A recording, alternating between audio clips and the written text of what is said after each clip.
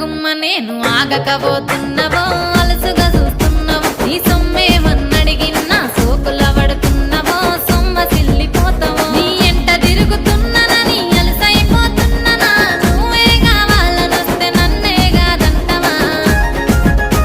ఓ పిల్లగా ఓ పిల్లగా యహో పిల్లగా ఎంకటేశు చూడకపోతుంటవో కానకపోతుంటవో నా పిల్లగా ఎంకటేశు చూడకపోతుంటవో కానకపోతుంటవో